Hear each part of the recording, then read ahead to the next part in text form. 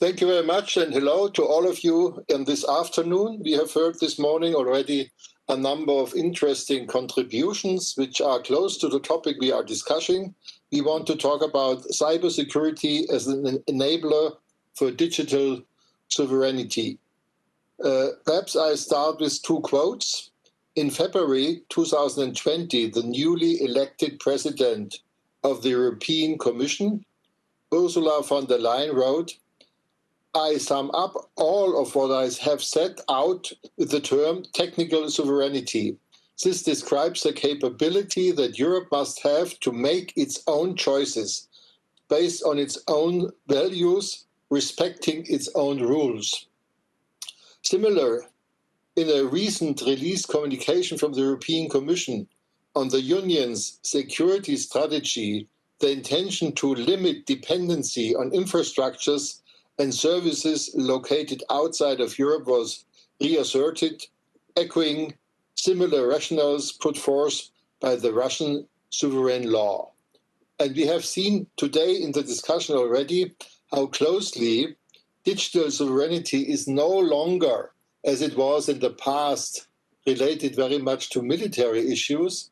It's also related to military issues, but it's nearly as much related to economical issues in a global world where we have, I will call them hyperscalers.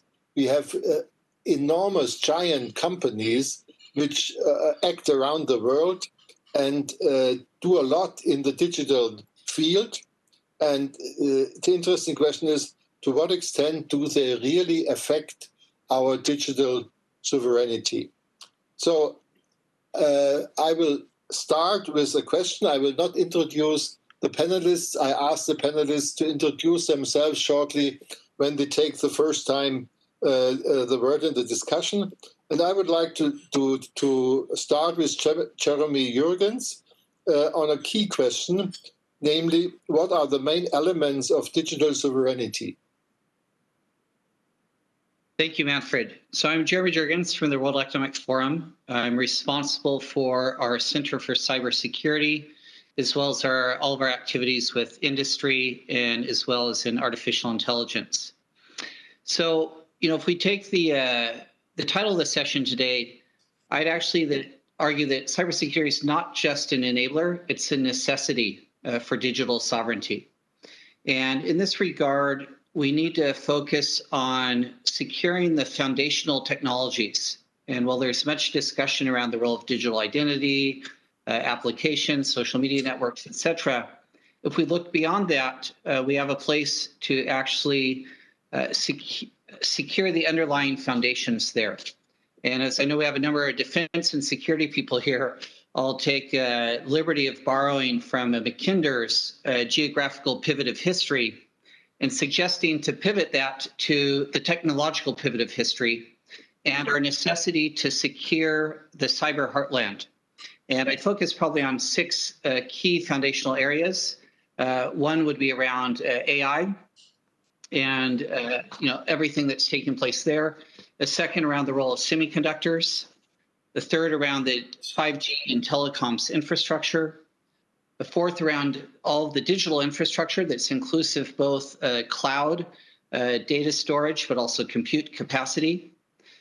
Fifth around quantum, and often overlooked, I think space is also a critical domain here. And it's really important that we take a kind of a proactive perspective on cybersecurity, so not seeing it as a passive mechanism that we put in place, but it's actually a proactive way to secure both economic and social prosperity and to ensure the digital sovereignty there. So I'll be curious to hear some of the other perspectives from the other panelists today, but tossing that out for some initial thoughts for consideration there. Thank you, Jeremy.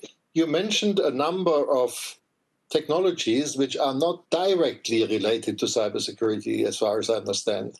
And of course, I agree that they have to do a lot with digital sovereignty. Perhaps we should concentrate to begin with a little bit more on cybersecurity. Maybe I may ask Juhan Lepassaar, who could perhaps tell us a little bit how cybersecurity relates to digital sovereignty, and perhaps also to say a little bit more about what is cybersecurity really about. Thank you very much for handling me this quite impossible task of defining cybersecurity in its entirety. But, well, I take the challenge. I accept it.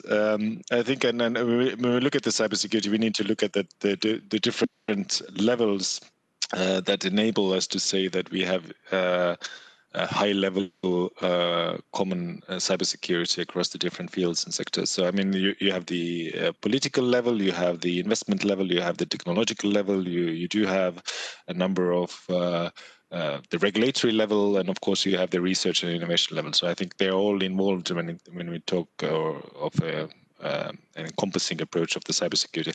I also apologize for being a bit late on this panel, so I hope that I don't jump in out of the blue.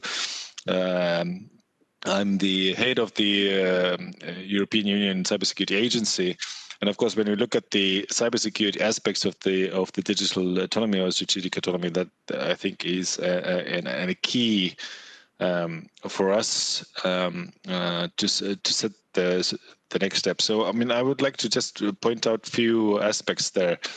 Firstly, in this morning, I talked a lot about the investments, and I think when we look at the cybersecurity as enabler of digital sovereignty, sovereignty begins at home. Do we want to be sovereign or not? So it is a question of building internal resilience and capabilities first, rather than looking at what other actors are doing.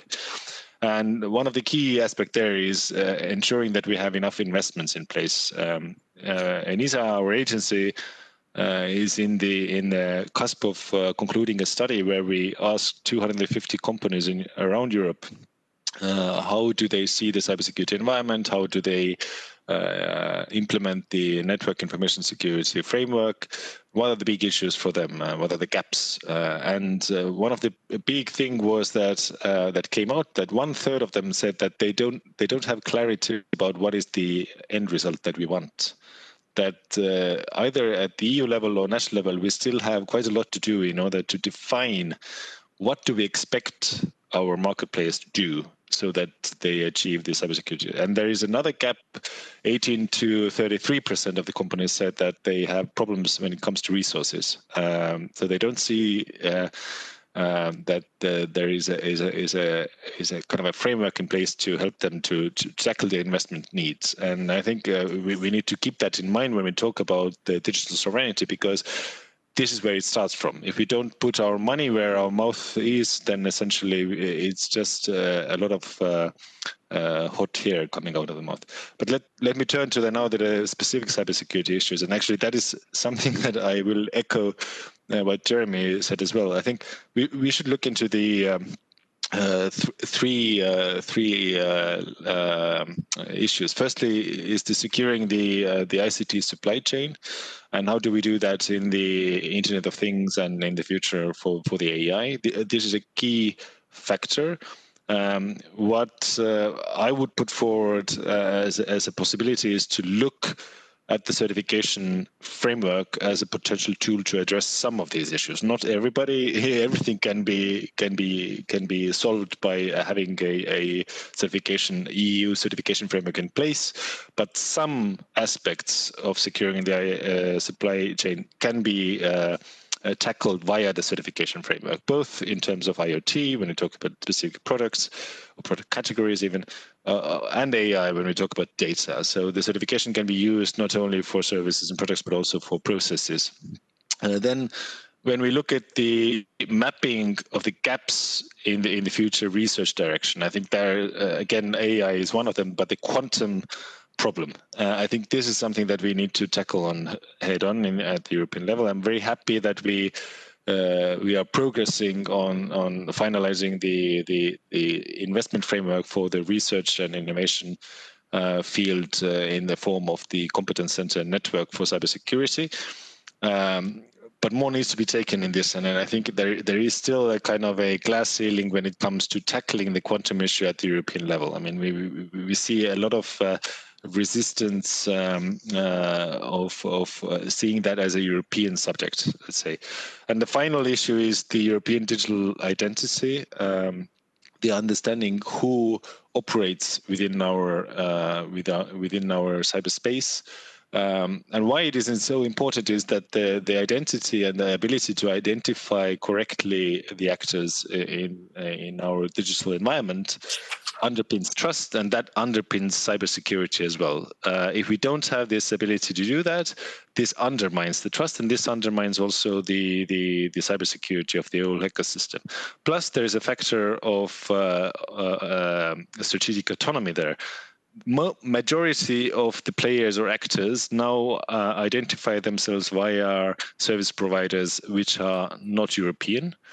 And as payment for this, they, of course, gather the data of the actors. So this is a crucial issue and a key also for us to look at when it comes to cybersecurity and the digital autonomy. Thank you. Thank you. I think you very well pointed out that maybe in cybersecurity you have to look at three things. One thing is certainly that people can attack our infrastructure, can attack our technology. Another thing which you mentioned in the end is that even without attacks in the sense, we may lose a lot of our data in everyday business in just the way we use these different systems. Oh, I welcome Annegret Bendiek, you made it. You have to switch on your microphone, please. Okay, sorry. I have seconds to come back. I give you a few minutes to rest, and then I will ask a question to you, because I'm close to a question which is interesting, because if you look at that, it's not so clear how cybersecurity is different from a general perspective, or cybersecurity has its own rules when you look at a military situation. And therefore, I would like to ask Thomas Daum, who comes more from a military background, is cybersecurity in the military part mainly being able to defend your systems against attacks? Or do you also have this problem of losing data in the everyday way of using systems?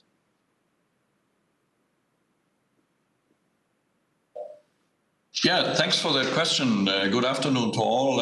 I'm Vice Admiral Daum. I'm the chief of the Cyber Information Domain Service in Germany, just for 1.5 months now. So I'm more than honored to participate in this round of distinguished speakers. So to the question, cybersecurity from the military point of view, of course, is a must.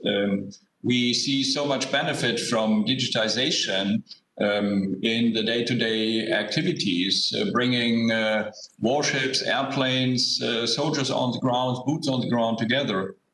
So digitization is a key factor to success, and that is what we all see that will come with the risks at the same time. So you can benefit a lot from digitization, but at the same time you have to face the challenge of somebody who's going to attack you, which is the external threat. But you also have the user's inside. So you have some kind of an inside threat, which you can only overcome if you have a proper system of cybersecurity, and that includes cybersecurity awareness, so that all your people, all your workforce is aware about the situation, about the risks that they're facing in every day with getting an email with an attachment, clicking on that and poisoning the system.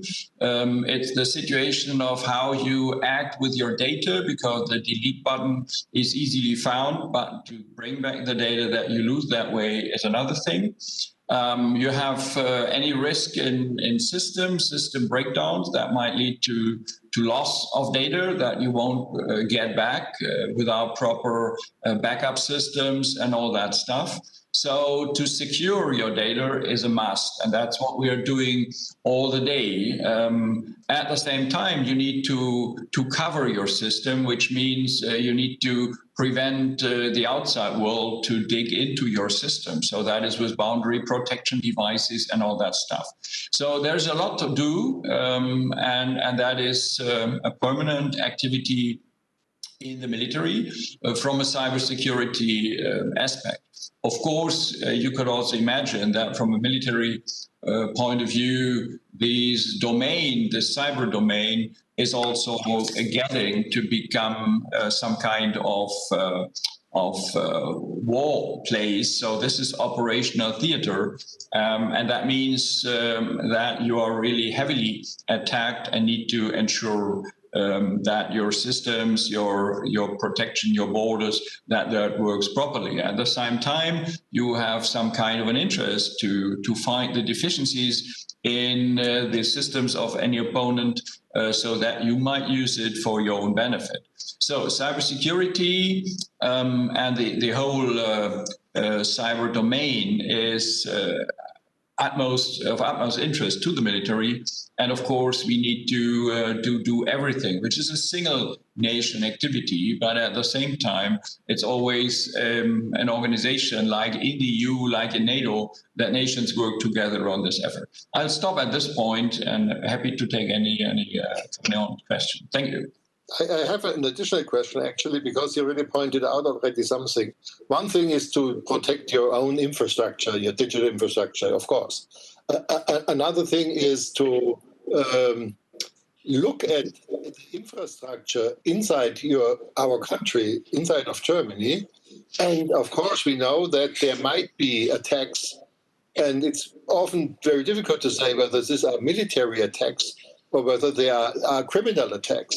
But there could be attacks against our critical infrastructure.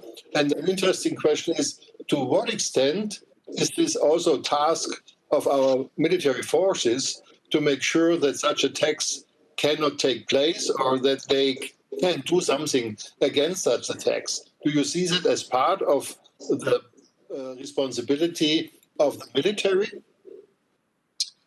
Well, that's an interesting topic, and especially a very sensitive topic. You can imagine. Usually, military is used for defending our borders. So to ensure the sovereignty by defending our borderlines, that no tanks will cross these. And if there are tanks approaching, you will of course react. That's what we all understand about the military.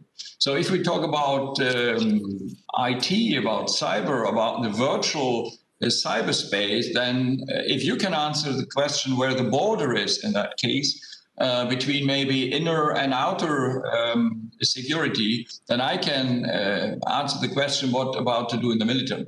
But I'm not handing that question back to you. So it's clear that it's at first from a military standpoint, which are part of the government, it's a governmental approach. It needs and requires a comprehensive approach. And that means there is a Ministry of Interior which looks inside and ensures that there is nothing happening to our society inside our borders. At the same time, the military looks at the outside part.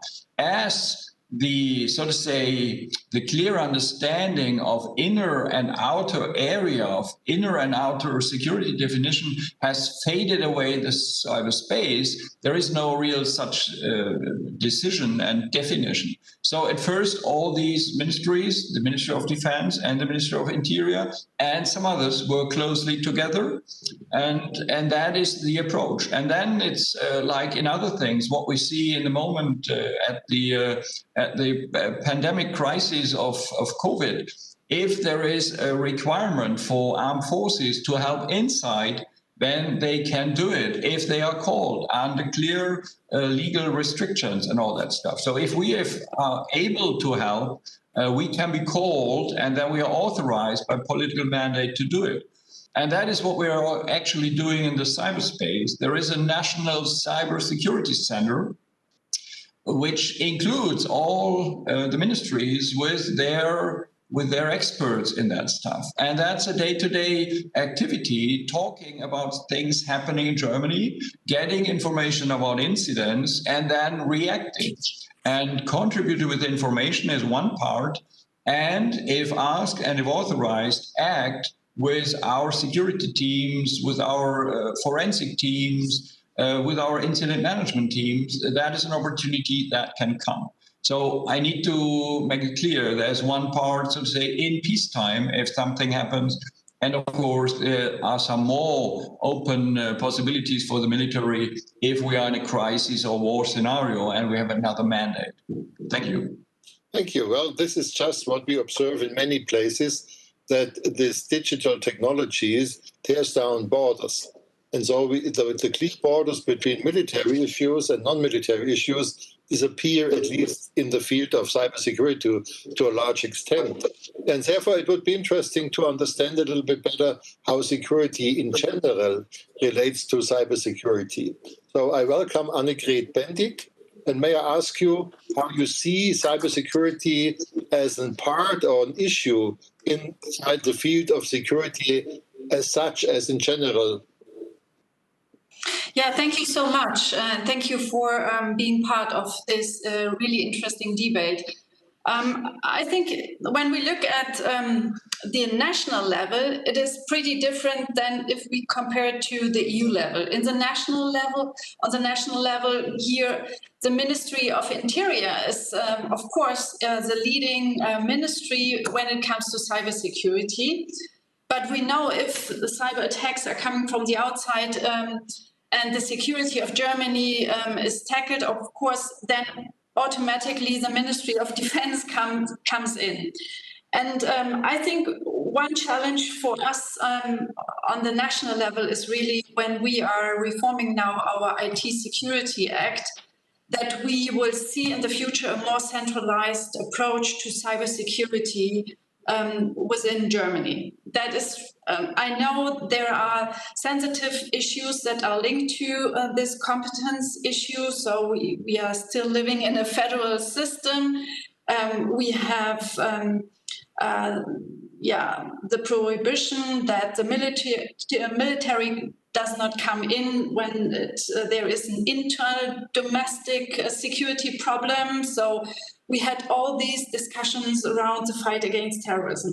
But now I think this cybersecurity issue is so directly linked to our well-being and our welfare system and linked to the functioning of the internal market that it is even more serious. And therefore, I think reform is absolutely needed on the national level. And the national level can only be reformed if we have, and here I think ENISA, Mr. Lepassaar, and the EU level comes in, if we have a new EU cybersecurity strategy, which is really strengthening the cyber diplomacy part with the restrictive measures and the diplomatic reaction box on the one side, and the cyber defense with all the PESCO initiatives, but probably also the European intervention initiative could also be linked to this cyber domain.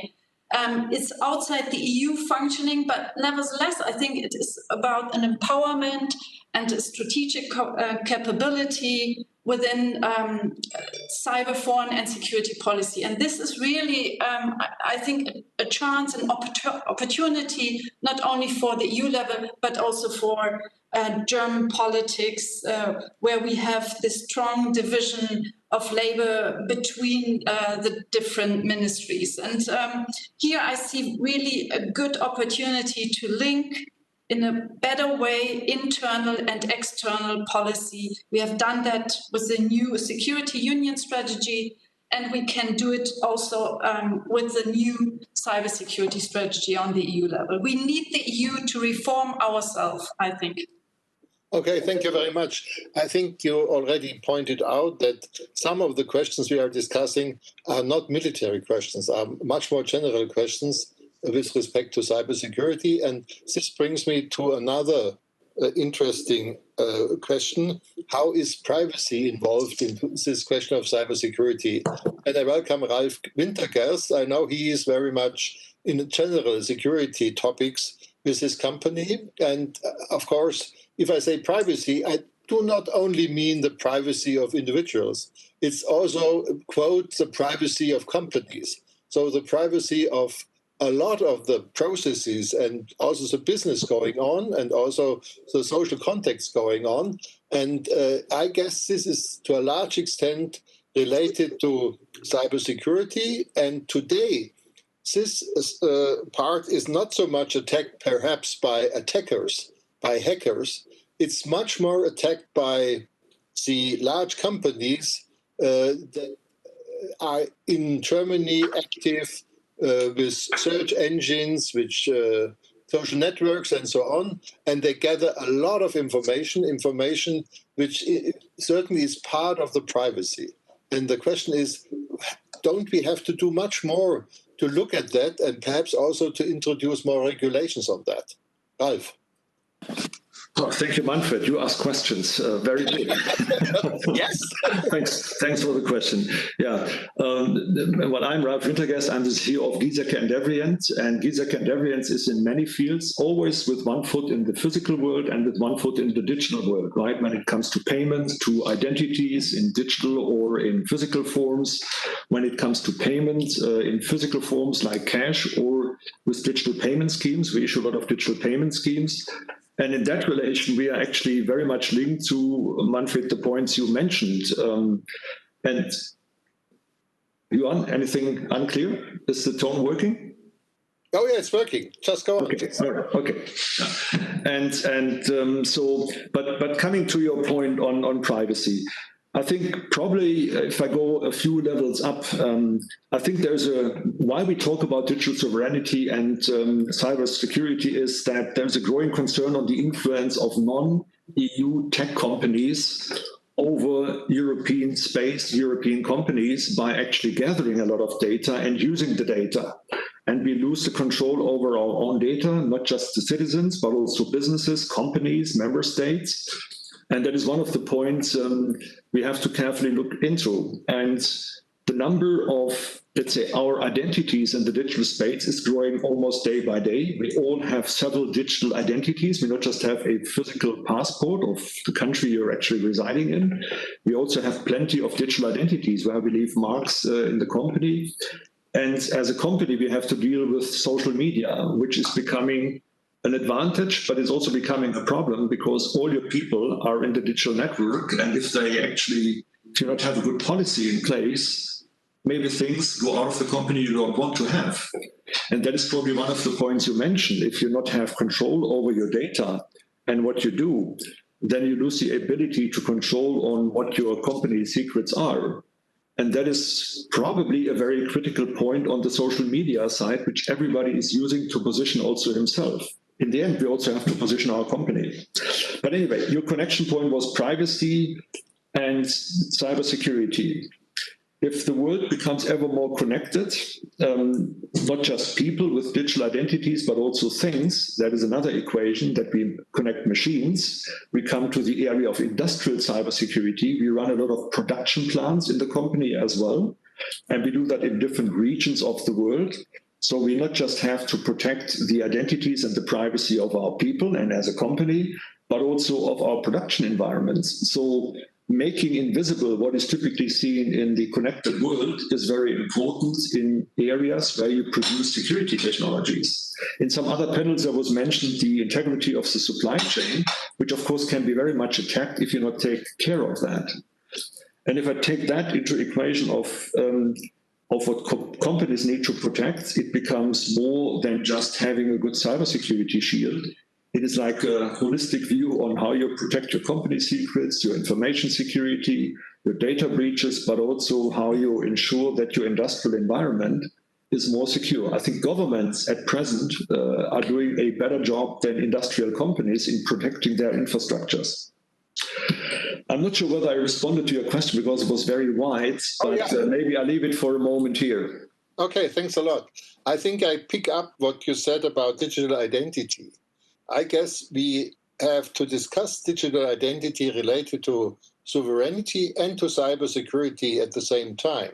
An interesting question is, what is the role of digital identity for, say, institutions, organizations, or enterprises that collect data and, of course, are interested to relate data to personal identities, identities of people, identities of companies, identities of things on one hand. And the other thing, which is also interesting, is what are our possibilities to use a digital identity when we travel in the digital space? And what I've observed over the years now, that obviously the classical ways of having identities like passports or something like that disappears in the digital space nearly completely. Our identities are now we get from companies, so we have a Google mailbox, or we have a credit card, or we have an email address, or whatever.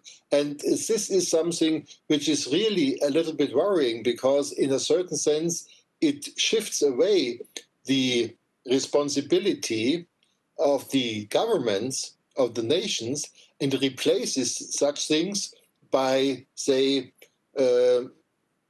companies which give people some kind of digital identities. Juhan, do you see that as a problem? And what can we do? Or what does, for instance, the European Union do against that? Yes, thank you. I see that as a major issue, and I'm very happy that it was brought out by Ralf, but also from you.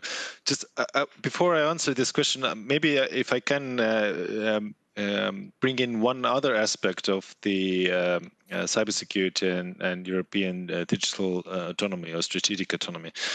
It is quite rightly that the majority of this debate is focused on the future.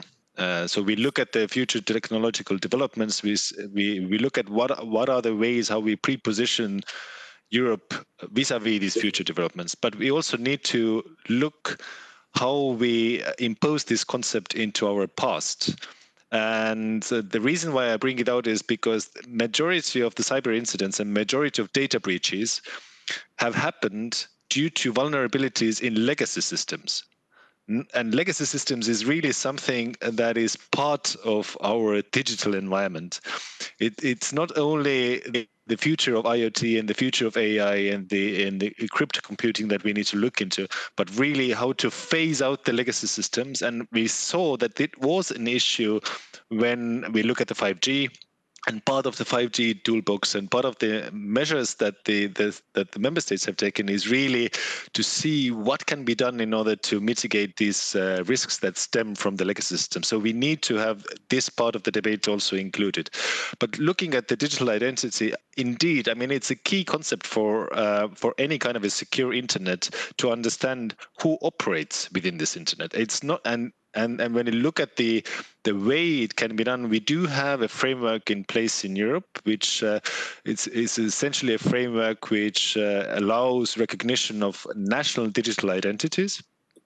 But this is something that is voluntary for the private sector. It's actually only obligatory for the public sector in parts that they do apply the same kind of levels and security.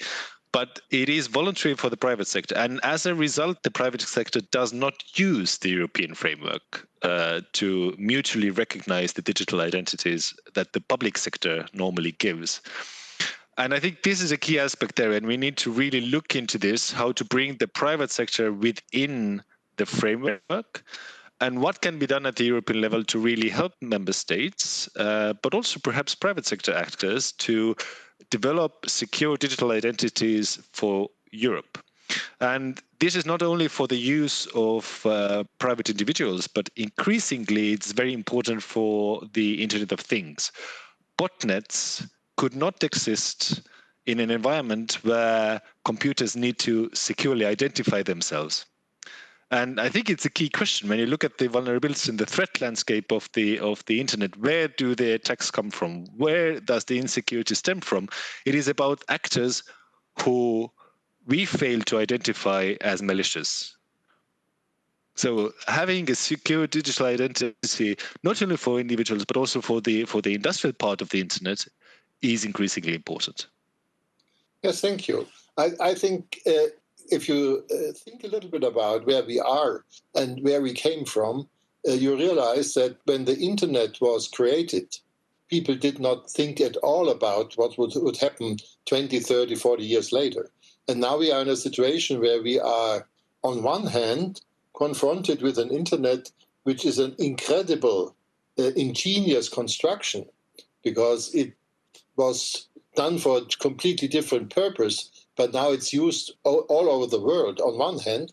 On the other hand, but it has a lot of weak points, which have to do that it is a kind of a legacy, and it doesn't address a lot of the issues we would need. I've seen a number of proposals to make, for instance, the data traffic in the internet much more secure, including what you said, that machines have to identify themselves.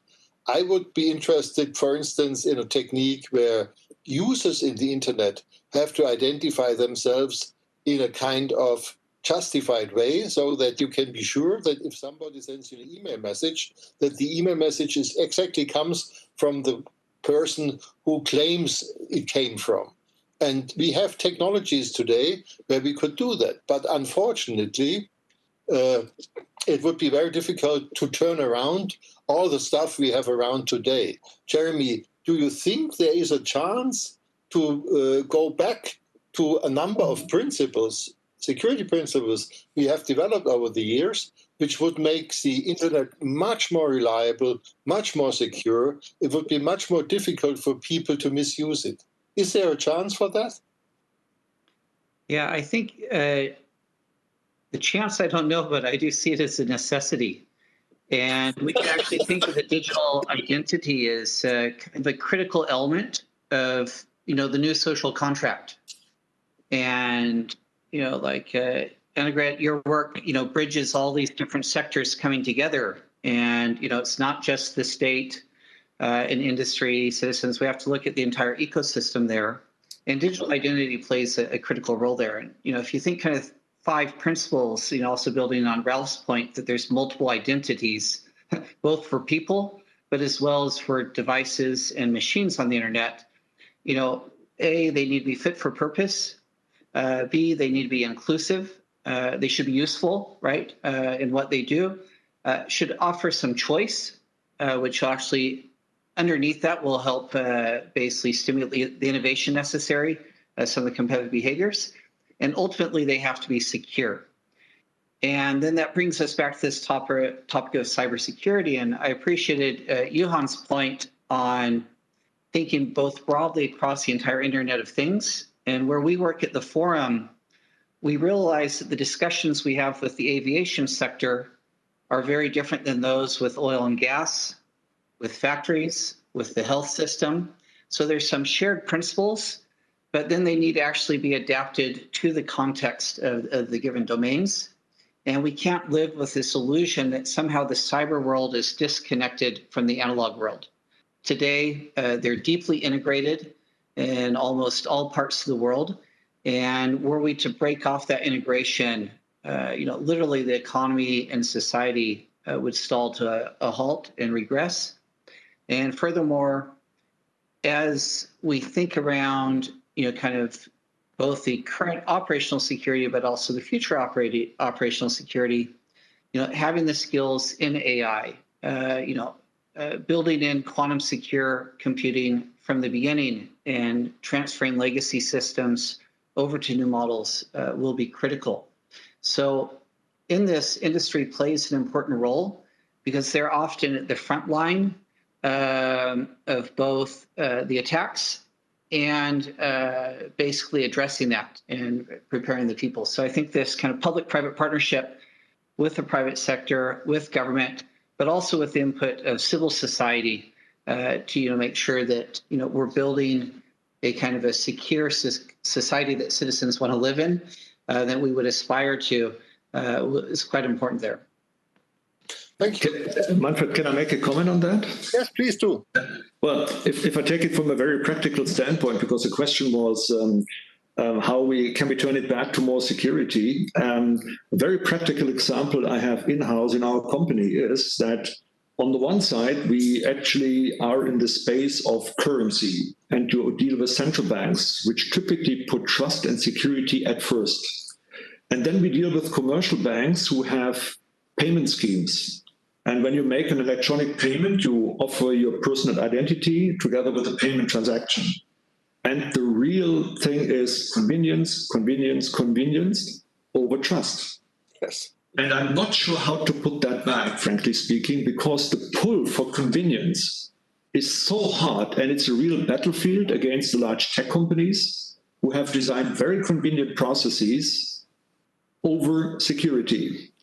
And to pull that back, Jeremy, to your point, I fully agree with you. And I have really a question mark of how to pull that back, because the convenience question in the consumer space is very big. And also, when I come to industrial companies, I think there is no wake-up call yet on how to protect your infrastructures. I think some companies do, but many companies don't. If you look at the German Mittelstand, I think we are far away from protecting digital or infrastructures in industrial spaces.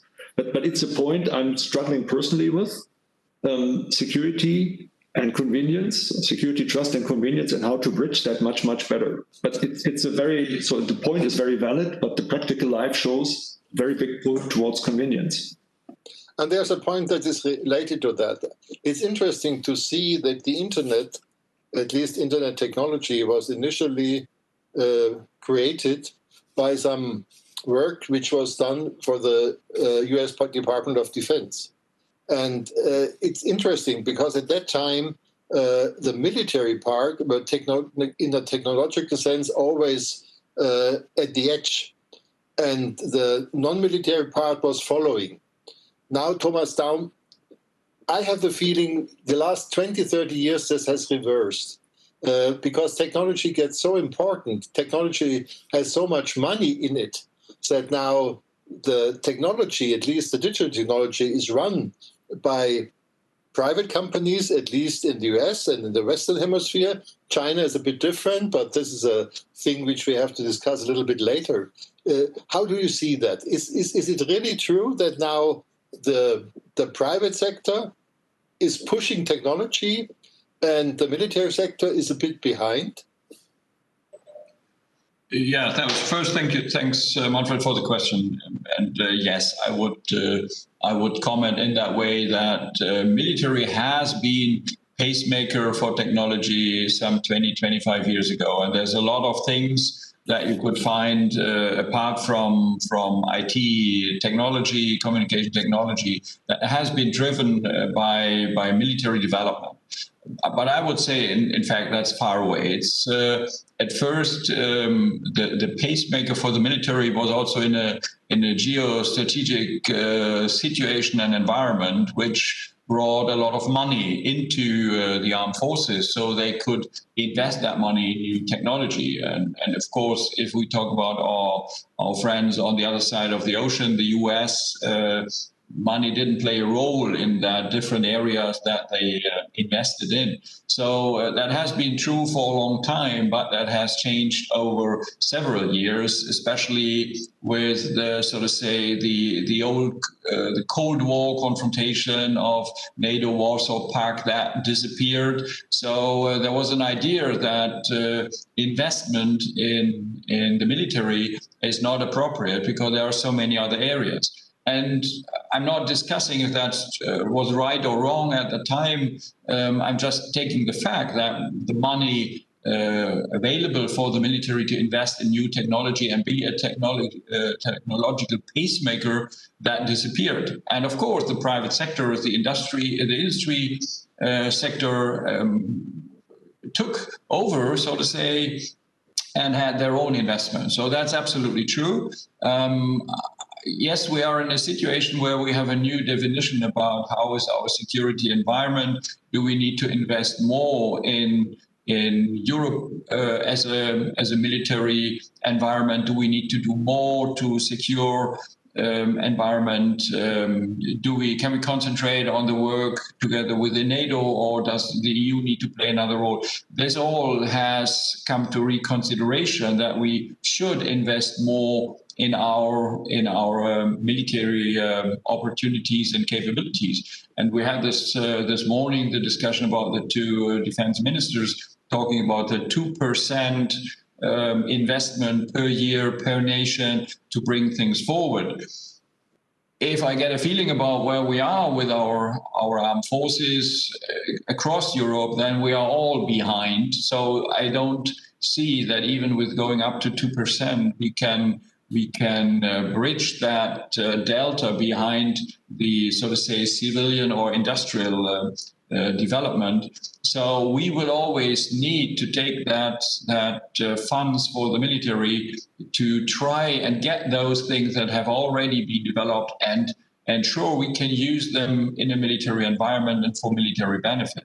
But I don't think we will have the opportunity at some point in the future to overtake. And I'm not the one calling for that, because this is a political matter.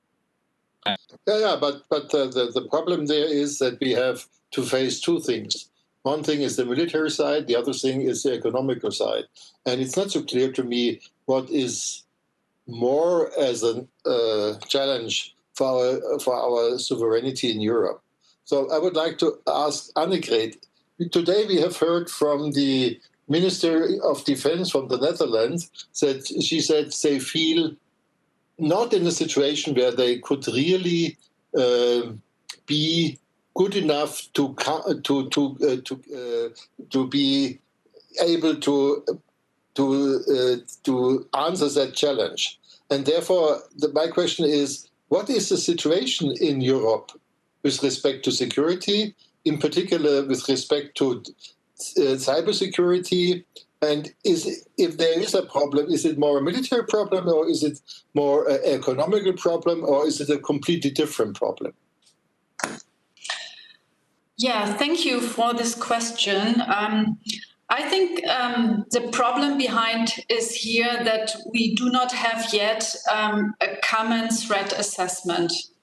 For the Netherlands, they have other cyber attacks than we have had, well, in Germany, for example. So the attack on the German parliament, that was for us a wake-up call, I think, for cybersecurity. For the Netherlands, it is more their wind plans, and for the Baltic countries, it is more about hybrid threats. And for the south of Germany, the south of Europe, it is more about Turkey's ambition to be a regional player.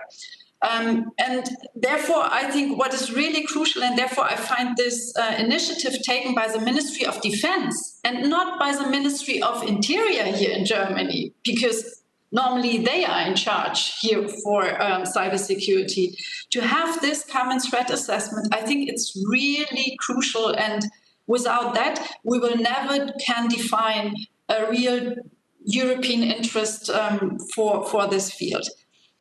Coming back to this problem, because I think that is also linked to this problem of what is our European interest about? And I think it's true that it's when we look at the treaties, when we look where we come from, it is all about informational self-determination. And if we take this really serious, we need digital identity. We have also passports. So, and I know some constitutional lawyers here are arguing in this sense. But if you are coming up from a political stand with this initiative, I would say the civil society, and I'm very much in favor of a strong civil society, but there are a lot of NGOs around that have really problems with a digital identity, because they are linking also the fathers of internet governance, like Milton Miller, for example, in the US. Yeah, they would always argue in favor of privatization, and they would always argue that the role of the state should be diminished, and only the governments brought these insecurity in this domain. But I think we are now in this world we are living, and it's not any longer the peacetime of the 70s, the 80s, and the 90s. It is really that we are living in a new strategic rivalry between the US and China and Europe in between. And I think it is in our interest really to have this openness, but at the same time to be European in the sense that we protect what we have so far. And for this, I think digital identity is absolutely crucial. And I think where to put it, in my thought, I would very much go with the field of the Ministry of Interior to push forward this idea, because I think you cannot do or hand in this initiative from top down, from the EU level. That is not possible. It must be backed by classical domestic policies, and therefore I think this is the way to go. And I think a stronger cooperation between the external and internal side of security is really the way to go. No, I agree. I had some exchange of messages with the Minister of Interior, Seehofer, recently, and talking about digital identity. And finally, I talked to an officer of his ministry, and the officer told me, we have elektronische Personalausweis, and that's enough. Juhan, is that enough? And is there a chance that Europe or the nations in Europe will introduce a real digital identity? I talked also to a number of the hyperscalers about that, and the answers were very interesting, because they said, if they introduce such a thing, that would be something we might also use, but we are not really against it.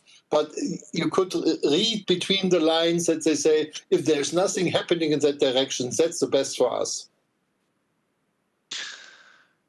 Yes, I mean, the president of the Commission has announced an initiative. So that is the first step towards this long road. We are not there yet. So we need to see how it happens. I think here again, we need a better, perhaps, dialogue also between the private sector actors, so that they understand better what is the end goal in the end of the day.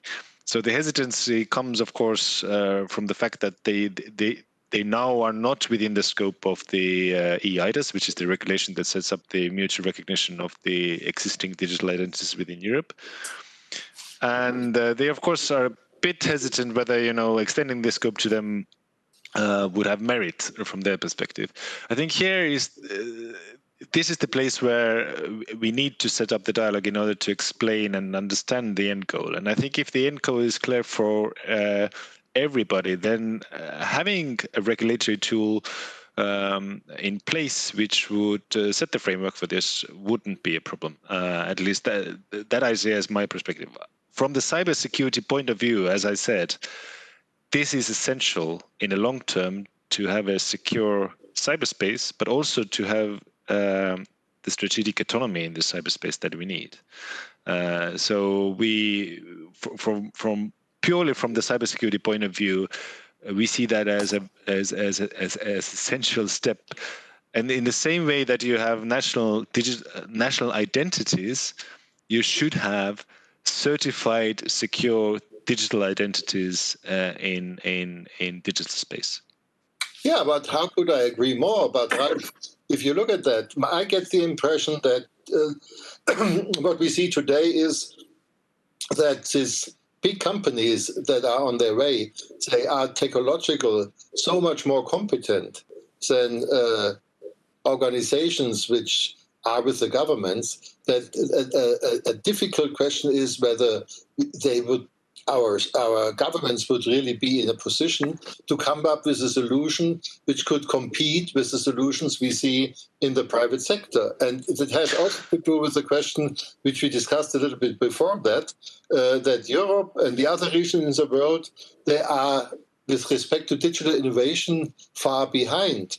And therefore, what can we do? Because it looks a little bit like it was in the old days in the military sector. Who had the best weapons was most successful and had the best sovereignty. And nowadays it looks like who has the best digital technology has the best sovereignty. Is that true? But if I can just add on what you said, there is, of course, this hesitancy whether the public sector can deliver, but the secure and trustworthy European digital identity, it doesn't have to be only public sectors based. There is an opportunity for the private sector and for the European private sector actors to come forward and be part of this development. I mean, we already have big telecom companies who do partially this business. We do have financial sector actors in Europe who do identify and authenticate. So it's not something that we don't do. It's just a question of whether we have a single and harmonized framework within which we can do that, and within which certified actors can mutually recognize this authentication or identity that they give digitally to their customers. And I think that's the key. So it's not putting the burden of the technological development on the public sector actors. But I would like to give the word to Ralf, because he comes. I think I think we think it very big. Maybe we should take it in smaller steps. I think to have a very practical approach. I think what do we all do in the digital world? I think we all have digital identities, and do we offer the same credentials of our personal data to each digital scheme? I think I'm not. Right, and when you do payments, you want to probably protect that much better. So having a link to critical transactions would probably make sense, to link it to national IDs or to European ID, to start small, not start big. Right, to have a very practical approach, to combine security with convenience, because a regulation framework will not win the battle against the convenience play the large tech companies have done so far. It's too much distance already. And if I give it another twist, if you look around the globe, because Thomas mentioned earlier the spend on R&D and are we competitive? If we look on the global R&D spending, we have to recognize that Europe is able to compete because it's not a lack of funds. Europe brings altogether 500 billion in R&D and innovation spend if you take all countries together in the European community. Germany by far is leading with almost 130 billion. Then we have France with approximately 70, and so on and so forth. But all in all, we bring to the table 500 billion, which is almost the amount which China is spending. China is at 530 roughly as a prediction for this year, and the United States is leading with 600. So if we take those three regions together, they're the only regions which are competitive. So I think we complain a lot that we don't have money. I think we have money. We must spend it very wisely and allocate it very well. And if you take the way of how we organize ourselves in Europe, that's maybe my concern. On all the points we have mentioned so far, a much more stringent economic policy and ambition and lead of where we want to head to. What is Europe in 2030? There's a lot of vision papers, but maybe we have to crack it down to some smaller things which we want to achieve very fast. But Europe has the money, Europe has the brains, Europe has just to turn the invention into commercial success.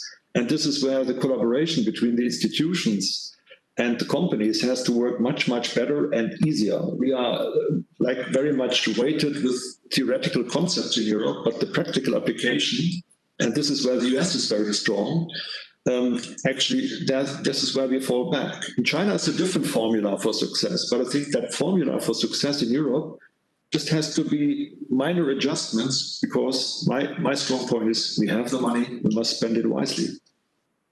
Yeah, I think you want to mention I think it's important that we don't just acquiesce to the large technology companies and assume there's nothing to be done here, or that it's already too late, or that the battle's lost. If we look at the financial services sector, there was a time when, people talk about banks that are too big to fail. They have all the power, they have all the resources, but over time, they actually are relatively highly regulated, and that's for the benefit of securing, financial assets. I think we need to. I'm not normally a proponent of regulation, but we can do some regulatory nudges. GDPR was one of those, but we probably need some other well thought through regulatory nudges that bring people along and say, if you want a license to operate in Europe, you need to actually, adhere to these certain base level principles, and otherwise you lose that license to operate. And I think there is an opportunity here. People thought the energy companies would always be able to exist, independently. Then they thought it was the financial services companies. Now people think it's technology. Ultimately, this is a collective responsibility of society and the citizens. And we can, we don't have to be heavy-handed in it, but I think we can have some both productive and constructive nudges to shape the future we want here. Thank you. I'm afraid we are already coming close to the end of our panel, and I have a number of questions here which I would like to discuss with you. The first question was the question, how do you reconcile digital identity management with respect to people and machines with the need of individual privacy and corporate secrecy? Do you see that there is a kind of a mismatch there? Who wants to answer that?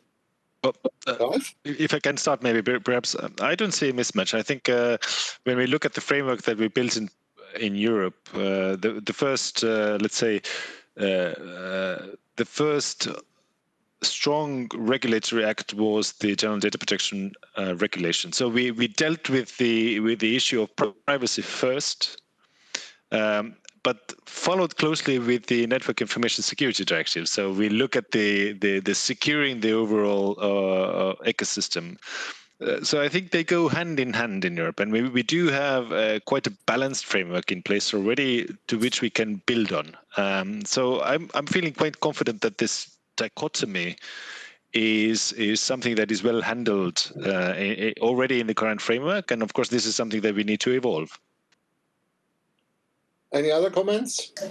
Annegret, you want to say something? Or yeah, I think that Europe's strength is really the regulatory power. And we do not need, I think some argue that first we have to have the capabilities and the capacities and the power, and then we can really influence policies. But we have seen in Europe, and it is like Juhan has described, we have seen that through the regulations, we have influenced also global politics. Even California and other states are now copying our regulations. And if we are looking at the UN level, to the group of governmental experts discussing norms for state behavior, and the parallel open-ended working group, then we hear from a lot of countries like Brazil and Japan, but also African countries, that they are looking close to what Europe is doing. So this is a strength. So I think ethics, privacy, a strong, inclusive way of doing politics, that is really, I think, our asset. And it might be better if, of course, from a private sector side, it's not enough. We have to compete with the US, we have to compete with China. But I'm more optimistic that we lived so far very good in this colony, but we know now that it's becoming a little bit vulnerable. And we are doing our job to invent the right regulatory steps to be more powerful and to find our own position in this rivalry. And therefore, I'm a little bit more optimistic. Yeah, but that makes me a little nervous when I hear that, frankly speaking. If regulation is our strength, I think only technological leadership can be the basis for the future of our economy, security, and defense. I think nothing else. Regulation cannot be a strength. Regulation is a good framework and a good basis, but technological leadership has to be built upon that, not just with research and invention, but with innovation. And I think this is where we have to get really pushed. We have to push ourselves to bring that to the table. Again, we have so much money in Europe, and we have to give proof points that we deal well with that money we all spend on the public side, but also on the private company side. But only the technological leadership makes a difference, not the regulation. But it has to do with the question, where do we put the emphasis? Yeah. I guess currently I see in Europe and also in Germany not enough strategy to put the emphasis. But you could say, well, we have more regulation and we give up some of the business. Or we say we have more business and we give up some of the regulation. This morning we had a discussion, and interesting, both ministries explained that they have digital strategies in their countries. If I listen to the discussion we just had, I don't believe that. But we are good when we master both. Let's come to the last question. These are two questions which are very close together. The question is a little bit, how do we define digital sovereignty in Europe? Isn't Europe the right place to do that? And the question is whether NATO couldn't play a role in that. And this is, of course, a question for you, Thomas. Yeah, yes, of course. I'm sorry. No, that was just to switch on the mic, not to interfere.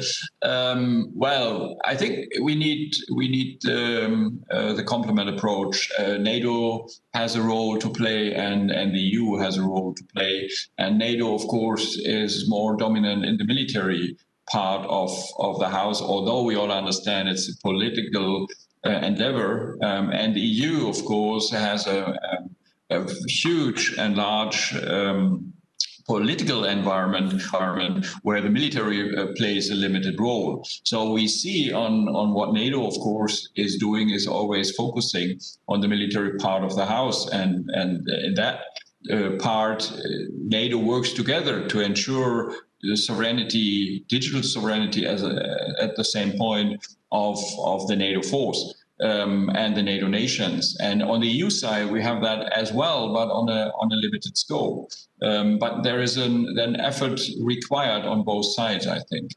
So can do NATO more? Well, of course, there is a different approach. And of course, we have the US inside NATO, but outside the EU. So getting that technological leadership in place with including the US is, of course, a good way forward. But at the other end, we also need to understand that also in between the nations, we need to have that trust amongst everybody so we can use common equipment, we can get interoperable solutions and all that stuff. So yes, NATO can do a lot. But that would not mean for the EU to stop, I would say. Over to you. Not to forget that Turkey is also part of NATO, and it would be interesting to discuss this with people from Turkey. Unfortunately, we are at the end of our discussion. I must say my list of questions is now twice as long as it was in the beginning, so it would be a pleasure to continue that for hours, but we are not allowed to do that. So I thank you very, very much for all your interesting remarks. I thank also the people that listened to us, and it's a pity that we could not see them, but at least we got some questions from them. Thank you very much, and I give back to Johannes Kinder. Thank you very much. Thank you to all of our panelists for this really insightful and also thought-provoking discussion.